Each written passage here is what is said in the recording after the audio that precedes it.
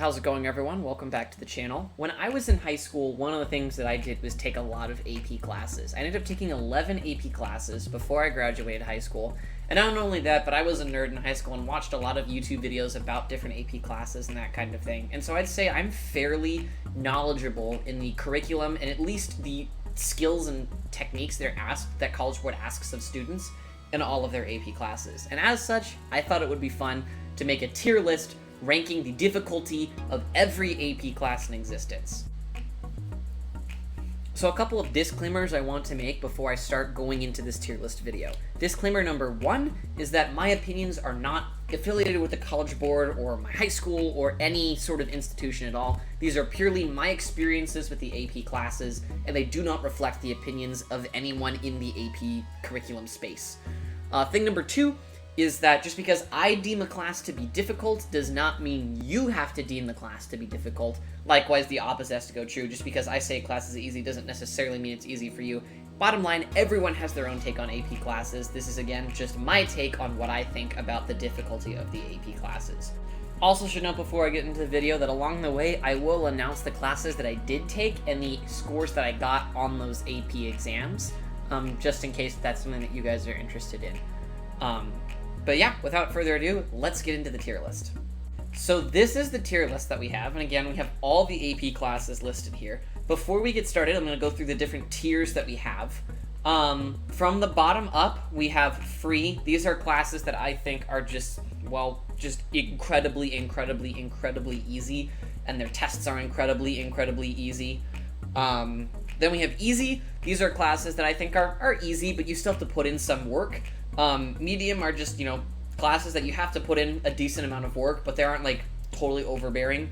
Hard is a class that's definitely challenging, and extreme is a class that has, like, tons and tons of work, and the AP exam is incredibly difficult. So before we get further along in the tier list, I am not going to rank any of the arts classes or any of the language classes, simply because I took languages college in the high school, and I'm not really an artist, and I think that there are just certain things about art and, like, language that I think I just can't really speak well enough to, so I'm not going to rank those classes at all. AP Calculus AB. I think that this class is really difficult. I think it's hard to, as a math major, I would say it's very difficult for any student to grasp calculus, let alone a high school student. Do I think it's the most extreme AP exam? No, simply because BC is harder than AB, but I do think it's a very hard AP class. There's going to be a lot of work, a lot of homework problems. The tests are not going to be easy in your class, and the AP exam is definitely not a joke. But it's still easier than BC, and I'll talk about why it's easier than BC when we get to BC. Which actually, speaking of, BC is right up next. BC is absolutely going in the extreme tier. BC is literally AB on steroids. You do all of the same content as AB, but then you also have an additional, unit and a half worth of material that you have to get through, which means you have to do the course that much faster. So you still have to do all of the same homework problems, all of the same exams, you just do them at a much faster pace. And so I think that that's why it's really common for students to take, AB their junior year and then BC their senior year. But definitely BC is the harder class and harder test because you have so much more content to deal with. On both of these exams, the questions are honestly, in my opinion, worded really interestingly. Not really something that I would really the way that those questions are worded are not really something that, my math professors really do in university. They're really uniquely worded questions that really cause you to think, and that's why a lot of students, struggle with the exams in these. But yeah, I got a 5 on AP Calculus BC and a 5 on the sub score. But that was still a really difficult class for me, even though I would say that I tend to be more math-focused and that kind of thing. AP Computer Science A is definitely a hard course in my opinion. I think it's probably easier than AP Calculus. I got a 4 on this exam when I took it in high school. I think that programming just clicks to certain people and doesn't to others. When I took it in high school, it honestly just didn't. There's a fair bit of content that you have to be able to know. The multiple choice questions can be a bit tricky, in my opinion, if you're not paying attention. And there's generally a good bit of homework assignments, and there's a lot of the labs that you have to do a certain, number of hours of, coding labs. And so those can be a little bit tricky. I would just say that this is generally a hard course. but probably not the hardest course, and so it's probably going to get also like lowered as we get more AP classes like thrown up here.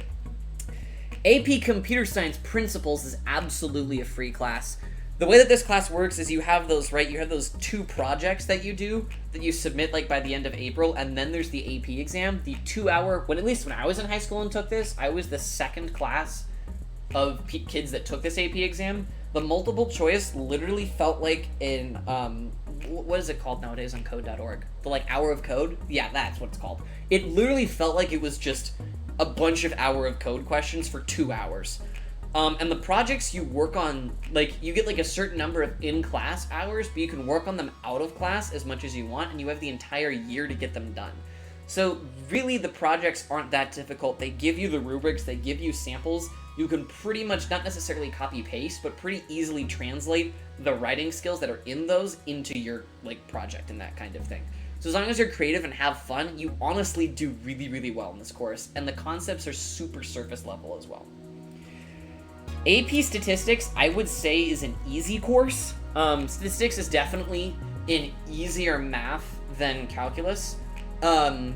Statistics, I mean, I can say as a stats major, it's definitely an actual math class, whatever your teachers say.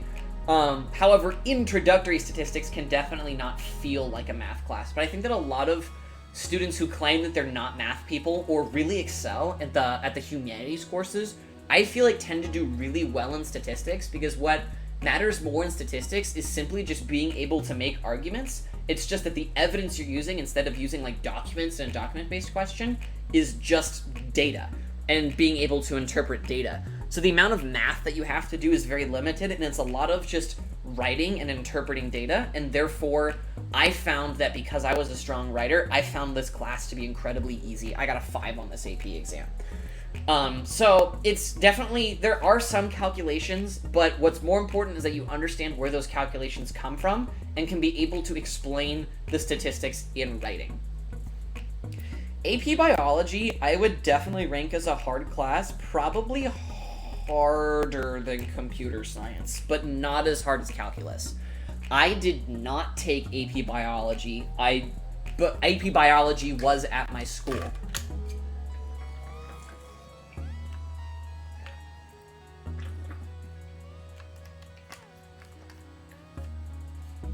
And at my school, I think the thing with AP Bio was there was just a lot of reading, honestly, and a lot of homework.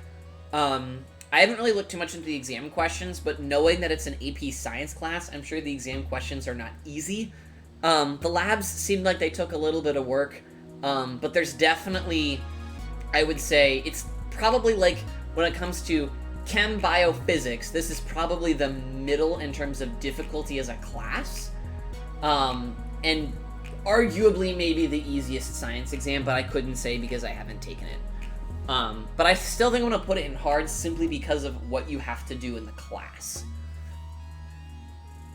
AP Environmental Science is absolutely free.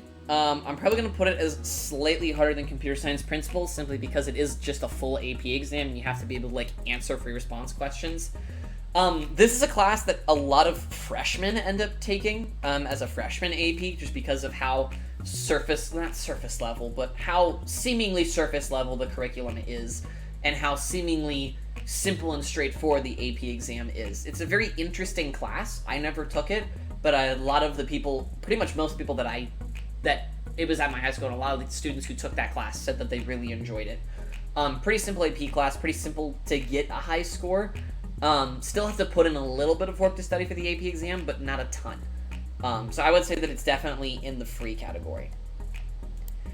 AP Physics 1, I think, is probably gonna, for now, go in the bottom of the heart. It's probably gonna...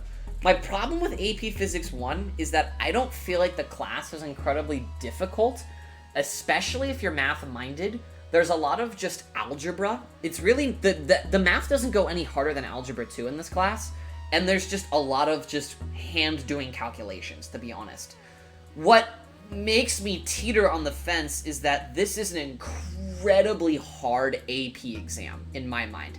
It's not as hard as the AP Chem AP exam, but I would say from the students that I knew that took AP Bio and also AP Physics, they all found AP Physics to be harder than AP Bio. The questions are, I'll put at the top of medium for now, and then maybe I'll move it up later.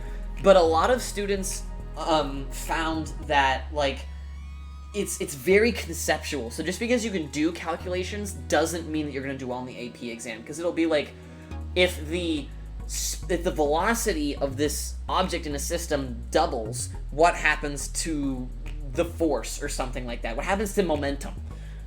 Things like that, where it's like, okay, you're not actually plugging in numbers, but you have to know the relationships of the variables in, like, the physical variables in the formulas to be able to know, like, does the acceleration get halved, or does the force quadruple, or something like that. And so it's very conceptual, and you have to have a really strong understanding of physics in order to do well in the AP exam.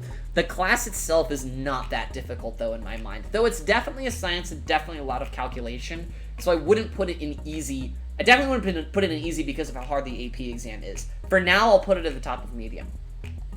AP Physics 2, I think I'm going to put at the bottom of hard. AP Physics 2, same, you still only need algebra, like, level, skills in order to do the math in this class. The reason I'm going to rank it harder than Physics 1 is because Physics 1 concepts generally build on each other. Like, right, you start with motion, and then you go to forces, and then, like, it's mostly Newtonian mechanics. Versus AP Physics 2 has a bunch of concepts that are not necessarily related to each other. Like, you have thermodynamics into fluid mechanics with quantum physics and a lot of stuff on electricity and magnetism, and the concepts don't necessarily relate to each other as much as they relate to, like, in Physics 1, that's like building on top of each other, whereas in Physics 2, it feels like you're doing a bunch of different things. I took Physics 1 and Physics 2, and for context, Physics 1, I got a 4, and Physics 2, I got a 2.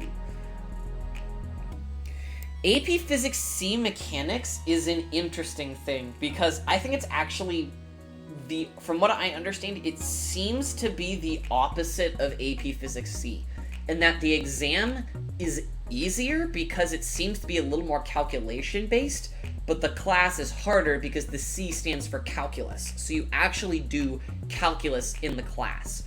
But from looking at the content and thinking about my calculus-based physics class, there's really not a lot of calculus in the class. There's a few things that you do with calculus, like you calculate velocity and acceleration with calculus. You probably do a little bit of calculus with impulse, and a couple other concepts, but it's not a mostly calculus course. Like, there's not a ton of calculus in the class. It's just that you need to do some calculus to do this class. I think that again, this is hard. It ranks either at the top of medium or the bottom of hard. I guess because it's calculus, I don't want backlash from the comments, I'll probably just put it at the bottom of hard. AP Physics C, Electricity and Magnetism, is probably top of hard or even bottom of extreme. Mostly, I think I'm going to put it at top of hard. Mostly because of the content of the class.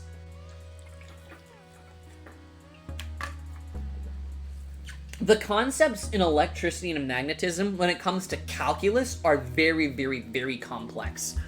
I took an example, just to give an example, I looked at some electricity and magnetism applications in my 400 level partial differential equations undergraduate mathematics class. So that just goes to show that, like, the math and, like, this stuff that's required for electricity and magnetism is very, very, very complex, and honestly requires multivariable calculus depending on the curriculum and the way that it's taught. So therefore, I would rank it pretty high up on hard. You could argue that it's maybe the bottom of extreme, but I'm going to leave it at hard simply because, again, AP exam is arguably not as difficult, but the class content is very challenging.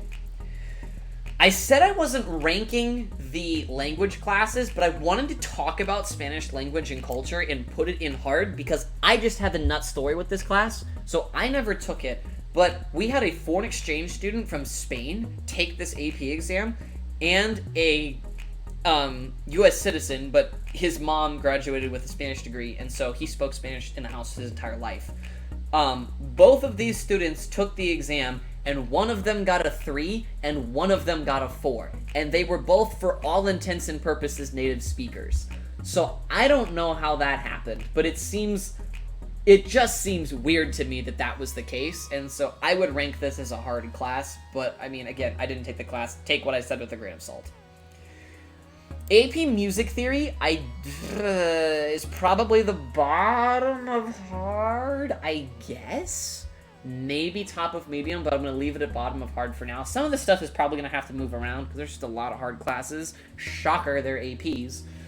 I think the thing with music theory is there's just a lot of content in that class, and the AP exam is definitely hard just because there's two like very unique components to the exam, right? You have the sight reading, having to sing it back skill, and then you have the like actual written part of the exam, and the composition stuff and that kind of thing.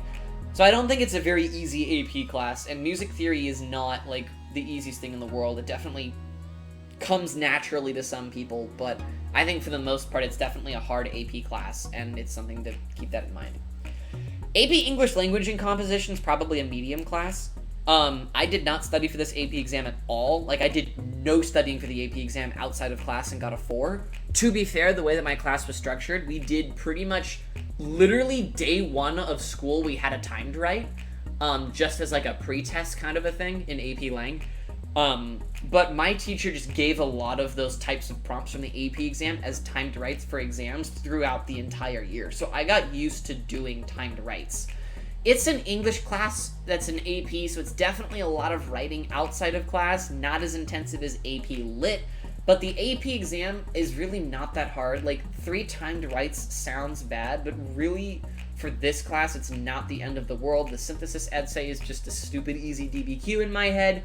The argumentative essay, I mean, if you've taken a history, like an AP history class, a lot of those, like, concepts can kind of just go over. Now you just have to write eloquently. The writing wasn't that hard. The English is just a little bit harder. In my mind, it just felt like a little bit harder SAT English. So, just medium class. Just a very middle-of-the-road AP class. AP English Lit, I guess I put in medium as well. There's a lot of reading books, and a lot more writing about the books. I think that this exam is also difficult, but not difficult in the fact that it's hard, but difficult in the fact that it's just annoying. Like, just the fact that you have to memorize like 15 to 20 quotes from a book is just, it's not that that's hard, it's just that's annoying. But all of that content is like the way that the exam's formatted, it's very similar to the AP Lang. You still have the same, like, you still have 3 essays, 3 timed writes. I mean, it was not a fun class in my mind. I ended up dropping the AP exam because I took that exam in the year of COVID in 2020 when everything went weird. So I ended up dropping that AP exam. Probably wouldn't have ended up doing well on it, but then again, also that year I don't think had the book prompt, so like I didn't have to memorize quotes. Technically I didn't want to, but what are you gonna do? Comparative government, probably going to put as a medium class. Comparative government sometimes is taught in a semester, depending on the school that you go to. Sometimes it's taught in a whole year. Government's not that difficult. Going to rank it in medium simply because, I mean, U.S. government, I think, comes naturally as a United States citizen. But when you have to analyze, like, comparative government, like, you're analyzing multiple different kinds of governments. And so I think because of that and that backwards level of abstraction, I think that it's a little bit more difficult of an AP class, but I mean, again, if you can do it in a semester, it goes to show that it's not really that difficult. AP European History, I never took, but I'm probably gonna put in medium, I guess. It's probably harder than Lit. Again, I haven't really taken it, but considering that I did so much work for APUSH, and those exams are so similar, I'm probably gonna put it bottom of hard, question mark? I think I am gonna put it at the bottom of hard, and because the exam is like very simple, like exactly the same as APUSH and AP World, but I think because you're focusing on solely the history of Europe, that confines the time periods. That means there's more content that you can dive into specifically, which makes it difficult. Not as difficult as APUSH, but you still have to hyper focus just a little bit. And so, therefore, the class content is just a little bit more difficult. AP Macroeconomics is definitely a medium class. I didn't take AP Macro. You can take that in a semester. A lot of schools end up doing that. Like, a lot of schools, you do, like, micro and macro in a whole year and then take both AP exams. The AP exams are fairly short. It's only like 2 hours long. The content is not super hard. Jacob Clifford on YouTube is amazing at teaching this content, and like you can like watch his videos and like have a pretty good understanding of what goes on in the AP exam. It's not like an easy class, I would say, like a free, but like you have to put in probably like a little bit of work, because like there's definitely a lot of like interpretation that comes with it, but definitely on the medium side. Might bump it down to easy, we'll see. Microeconomics also in the medium. It's easier than macroeconomics because, at least for me, because micro is a lot more computation based because you're focusing more on the business side, whereas macro, you focus on a more global scale, and on a more larger scale, everything's a lot abstracted backwards. So therefore I think micro is a little bit easier than macro, but they all require the same skills. I taught myself, there's a fun story, I taught myself microeconomics as I was sitting in on the APUSH class after I took APUSH, and I ended up becoming a glorified TA instead of doing the work for that class. Went into the exam thinking I was going to fail. Pretty much watched Jacob Clifford videos exclusively leading up to the AP exam for like 3 weeks and got a 4 on the AP exam. So, I mean, economics is definitely not hard content-wise. You know, now that I say that, I'm probably just going to move them both down to easy. Because content-wise, it's just, if I can learn it in 3 weeks, I don't feel like it's that bad. And do well. I mean, like, basic introductory economics concepts are definitely very surface level, and if you can understand how graphs work, then you pretty much have the class unlocked. AP Psych, I'd also say, is an easy class. Not free, but easy. Really only one AP exam from what I remember. The class wasn't super hard, but definitely very interesting. I didn't take this class, but I heard a lot of good things from the people who did take this class. So people would recommend. I mean, it's a fun class if you're interested in thinking about psychology, but it didn't seem like it was that hard of an AP exam. AP Seminar, now I didn't take, but it just feels like AP Seminar is just a glorified way of learning how to read academic articles, which I think is a good skill that high schoolers should have going into college, especially if they're thinking of pursuing, like, the honors program at their college. Probably medium. I mean, in high school, it's pretty hard to, like, I'm a college student, and it's confusing for me to sometimes read academic articles. But I think that just, like, being able to just read and, like, have true academic Socratic conversations is definitely very hard for high schoolers, even advanced high schoolers. I mean, because, like, you have this attitude of, like, in high school, you still have this attitude of, like, I'm feeling like I have to prove myself and be right, and by the time you get to college, you realize that's just not the case, and it's just everything's better if you could just learn to sit back, listen to other points of view, and just have healthy conversation rather than asserting yourself in every instance. An AP Seminar, I think I haven't taken it, but those are skills that I've learned as being a part of, like, an academic situation and being in the honors program, and that's probably something that AP Seminar would teach. So probably middle of the level class. Maybe you could, maybe I'll put it like here. AP Human Geography is probably not free, but definitely easy. This is another class that freshmen tend to take. Content is very easy to wrap your head around and understand. The AP exam is very simple. I never took it, but something that a freshman could really easily wrap their head around. Definitely an easier AP class. AP US Government and Politics was free for a while. I think that I'm probably going to put it at the bottom of easy after the change in the AP exam. You have to actually write an argumentative essay, but that's still harder than what the free response questions were. I got a 3 on this test because I didn't really enjoy the class, didn't put the time into it, but it definitely was a very easy class for me. Although, to be fair, I will say that my teacher only got through half the content by the time the AP exam rolled around, which blew my mind because I knew at the time that there were schools that got through the entire content in a semester, and we couldn't finish the content by the time the AP exam rolled around. So that was part of it. I'm honestly shocked that I passed that exam, but I'll take a 3. But it's definitely, like, a very easy exam. You could fit the content into a semester, and since you're only looking at one government, like, system, it's definitely, like, you can hyper-focus on content. It's, in this case, not that challenging. AP US History is definitely an extreme course. There is so much reading to this course. There's so much reading to that course, so much writing to that course, and because you're only looking at, like, 250-ish years of history, realistically, you like incredibly hyper focus on details, and not so much in like memorizing facts, but you hyper focus on like analyzing continuity and change across like just even single decades.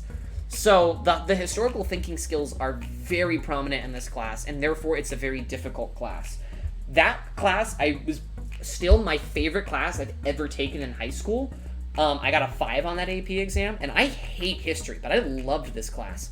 Partly because it taught me how to be a good student. Like, I learned that there are other ways to consume content than reading the textbook, and that you can still, like, do a good job. Like, there are other ways to get content, but, like, just not reading the textbook is not going to make you do well. Like, you still have to supplement the content somewhere else, but still reinforce those concepts in a strong way. So, for example, I ended up stopping reading the textbook, which saved me a lot of time in the class on the reading.